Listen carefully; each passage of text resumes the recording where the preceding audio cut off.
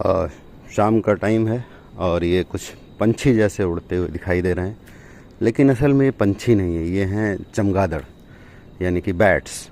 तो bats birds नहीं होते हैं, ये मैमल्स हैं।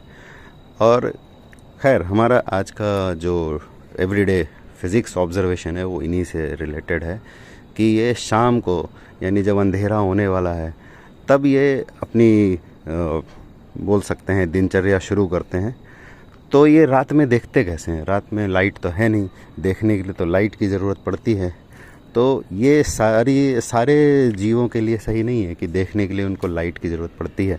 लाइट भी एक तरह की वेव है, तो ये चमगादड़ भी वेव्स को यूज़ करते हैं, लेकिन वो लाइट वेव्स नहीं हैं, वो हैं साउंड वेव्स। अब आप बोलेंगे साउंड वेव्स तो सुनने के काम आती हैं, देखने के काम कैसे आ सकती हैं?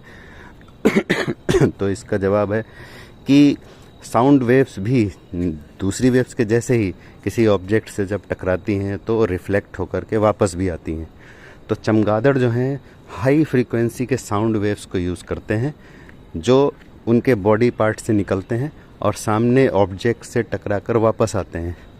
तो जो वापस आने वाली साउंड वेव्स हैं उनको ये इनका जो ब्रेन है वो प्रोसेस करता है और पहचानता है कि कितनी दूर कोई ऑब्जेक्ट है, किस साइज़ का है, वो ज़िंदा है या कोई निर्जीव या नॉन लिविंग ऑब्जेक्ट है।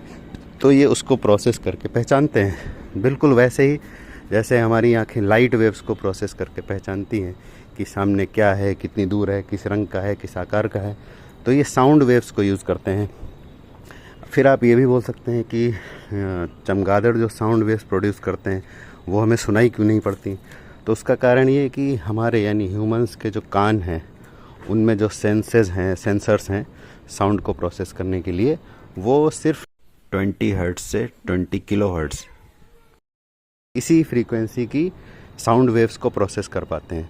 तो चमगादड़ जो साउंड वेव्स प्रोड्यूस करते हैं उनकी फ्रीक्वेंसी 20 किलो हर्ट्ज़ से ज़्यादा होती है, यानी 20,000 हर्ट्ज़ से ज़्यादा होती है, जिसको बोलते हैं अल्ट्रासोनिक साउंड वेव्स।